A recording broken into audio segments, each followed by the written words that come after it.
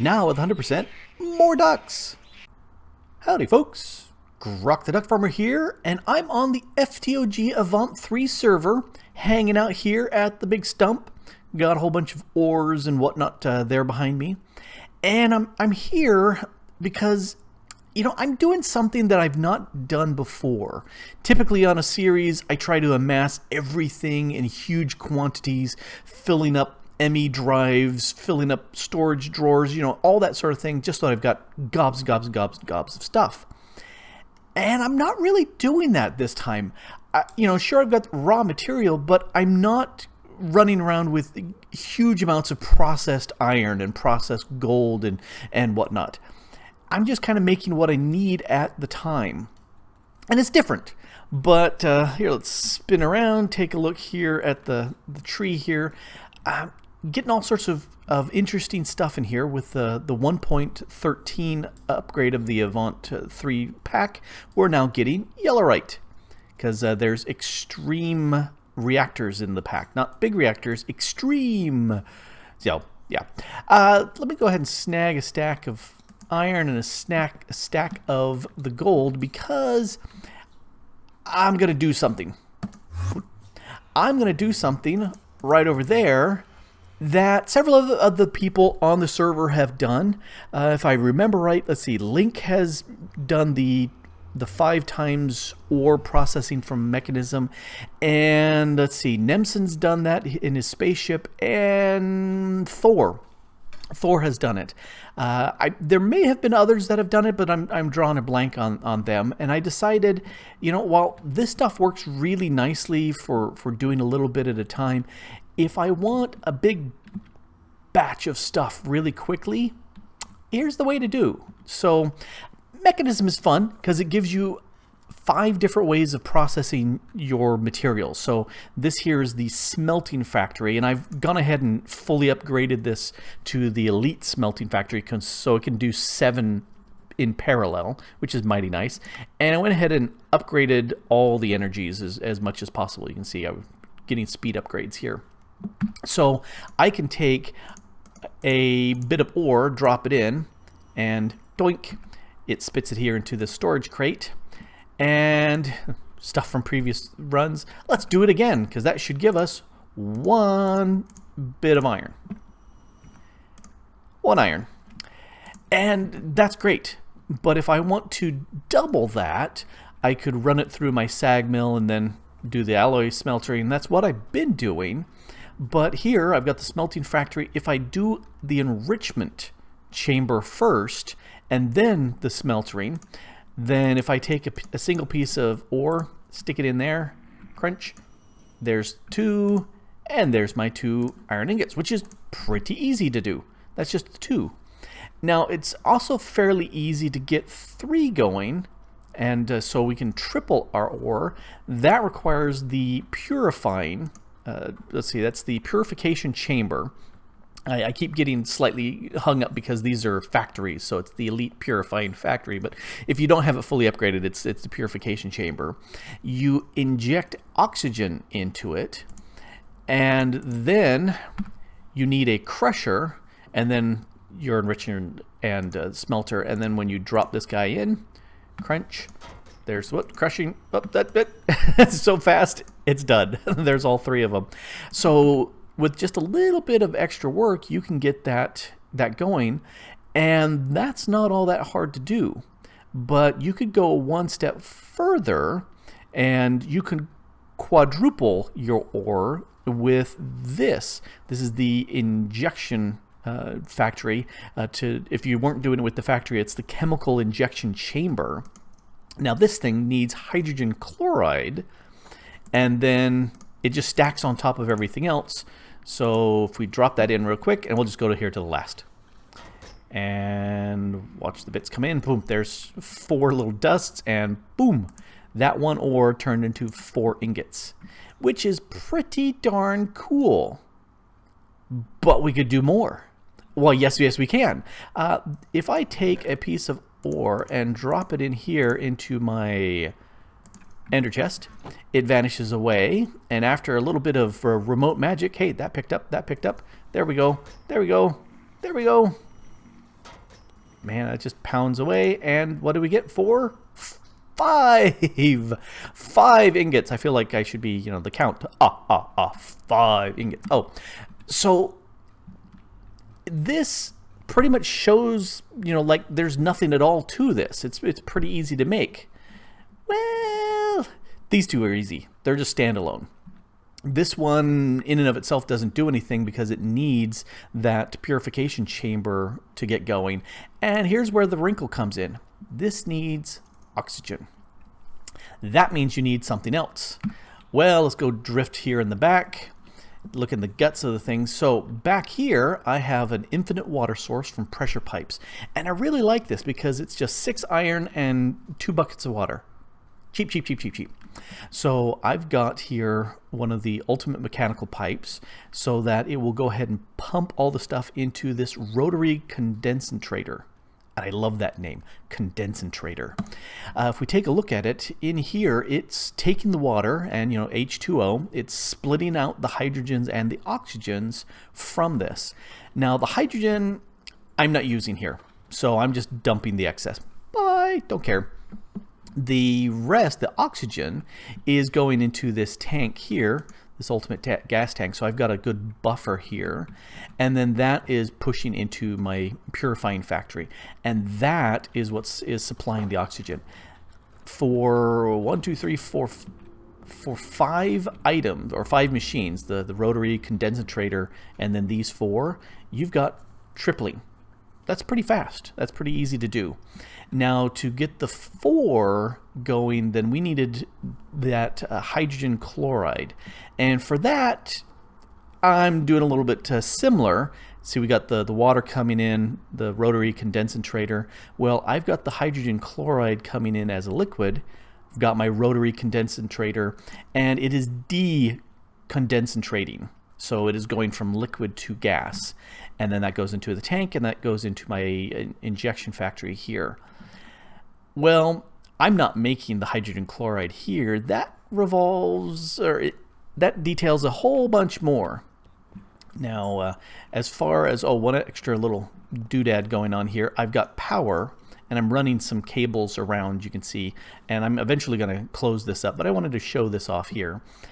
This is doing double duty. It's providing power here, but it is also, if we take a look at items, it's actually not sending anymore, so that can go away. Bye-bye. There. But it is actually receiving the processed bits from the remote storage and bringing it around. So that's how it's coming back, and this is how it's going away. And this is serving double duty because I can feed it both gunpowder as well as ore. So let me go ahead and get some gunpowder. Gunpowder right there. Come to Grok. All right, so let's go ahead and stick the gunpowder in. Doink. And let's go take a look at the blood magic area. And let's see what's here. There we go. And this is where all the magic happens. So I worked on earlier where I had these 2 evaporation towers, and this one was making the brine, and this one was making the liquid lithium, so I could make the lithium dust. Well, I've turned that from making the lithium to making more brine. So we take a quick look. It's making brine. Both of them feed into this set of pipes, into these 2 drums, which are both full at this point. So to make that hydrogen chloride, we come down here. This is our electrolytic separator, where it's taking the brine and it's breaking it into sodium and chlorine. Sodium, don't need any of that, you know, because high blood pressure and all that, you know, you don't want to use that. So I'm dumping the excess there. I'm really just caring about the chlorine. So this gas is getting pumped out to this gas tank, which is getting then pumped into this, it says rotary condensator, but no, it's another chemical infuser. This is taking the chlorine from the one side and hydrogen from the other to make hydrogen chloride. elementary chemistry right there. This is doing exactly like we did back at the base, where I'm taking the rotary condensator, except the last time I was dumping the hydrogen because I didn't care. This time I don't care about the oxygen, so I'm just dumping that, and I'm using the hydrogen here. So hydrogen in, chlorine in, now I've got the hydrogen chloride. That goes into this gas tank, which then comes here to this rotary condensator, and this is condensating it. I just love that word.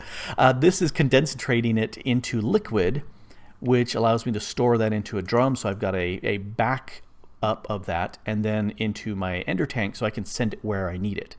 Because I use that at the 4 times processing plant, the chemical injection chamber, but I also need that for the 5 times. So this right here is what's necessary. Well, this right here is what's necessary to do the 4 times processing. And if you want to kick it one step further, you need this. All right, this is kind of complicated, but here's the hydrogen chloride coming in, our rotary condensator decondensating, so we're taking it from liquid to gas, and I always like to have a buffer. And then here, this is the chemical injection chamber. Here's where I fed in the gunpowder. So here's my ender chest, and when I stuck in the gunpowder in there, it went into here, into the chemical injection chamber, and I route that through because I've got a basic item filter here saying gunpowder only, whitelisted in. And over here, since there's 2 things coming off, this one I've got a blacklist for the gunpowder. So gunpowder cannot go here. I want the ores to, and the gunpowder goes into here. So gunpowder is injected with the hydrogen chloride, and that turns into sodium dust, which the chemical oxidizer takes that sodium dust, combines it with oxygen, and it turns it into sulfur. It turns the sulfur into sulfur dioxide. And where is it getting the oxygen from? It's just magic. There is no oxygen coming in here. This feeds the now gaseous sulfur dioxide, comes into here, and it combines with pure oxygen, where we're doing it again. This is the 3rd time we're using the Electrolytic Separator, and I don't care about the hydrogen, so I'm just dumping it, and there's my oxygen. Could I condense all this, because I've got 3 things doing hydrogen and oxygen? Well, 4, because I've got the old jetpack from the first couple episodes. I have 4 of these rotary condensators. I could condense them all down and be storing liquid hydrogen and liquid oxygen. I could. I've done that before, but I figure it's just as easy to have these going around. Anyway, so liquid hydrogen. Oxygen. We're doing oxygen from here. Oxygen goes into the tank, goes into here, and this then makes, from the sulfur dioxide plus oxygen, makes it sulfur trioxide, because it's got 3 oxygens in it. Well, that gets pumped into this, another one of these chemical infusers, and it takes the sulfur trioxide plus water vapor, and that's just, again, the rotary condensator, but it's just pure water going in and turning it from water to water vapor tank, and that comes into here, and that makes for me sulfur gas, well, sulfuric acid gas, and that gets stored in here, some sulfuric acid backup, and then that comes to the chemical dissolution chamber. This sulfuric acid is now a liquid, it's not a gas. So we went from gas. Okay, now it's no, that's a gas. It's still a gas. You are a gas. Sulfuric acid, gas. Anyway, this will turn these into a slurry. So if we take a bit of iron and drop it in, oh, you can just barely see it. There's a little bit of slurry here. Let's do several in here. And drop that in there, and you can see a little bit of a slurry appears because it's dissolving it in that acid into a liquid. That now comes here to the chemical washer plus water, and that slurry, and it cleans it up and then passes it on down here to the chemical crystallizer. And this here will turn that liquid slurry into crystals. It'll make 5 crystals, which then gets, and you can't see it underneath, I've got one of those dimensional transceivers underneath there that's powering everything here, and it routes it away, and that sends it back to the base, which is about 3,000 blocks that away, and it's done. Yay! I have not checked out the other guy's video on how they did theirs, Link and Nemson and Thor, because they're setting it up in their ways, and if you haven't already checked out their stuff, you definitely should, because I'm sure they've set it up in different ways. Me, I like doing it this way, kind of breaking it down into different chunks. I really like using liquid and moving them around with ender tanks rather than a whole bunch of pipes. I try to use as few pipes as possible. I'm happy to go ahead and have multiple water sources with these. I love these blocks. They're very cheap. And, you know, 1, 2, 3, 4, 5, 6, plus 2 more at the base. So there's 8 that I've set up here because I love them and I don't need to route water all around. I prefer not to. I prefer to try to keep it as clean as possible, and to kind of, rather than have long lines doing stuff, I'm okay with it kind of routing around back and forth through here. It makes sense to me. It takes a little bit of time for me to lay everything out, but it's up and running and it's working fairly nicely. In fact, let's head back to base. We'll drop down here. Snagged a bit of string as I left. So go away, go away, go away.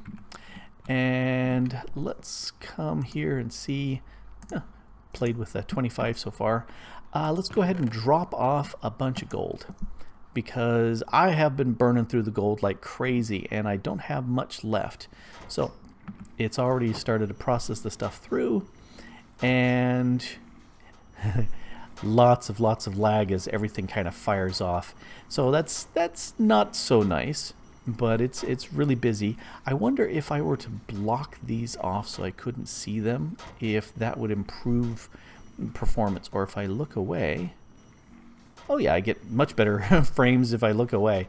But yeah, it's coming down really low here. Anyway, this is processing the stuff through. Here comes the little crystals. Yep, gold crystals are coming in. I really don't need this fully upgraded here, because you can see they're only processing 1 at a time, 2 at a time, because there is kind of a bottleneck back there with the chemical washers. I've set it up where each ingot type or each ore type has its own washer, so I could do them in parallel. Don't care that much here.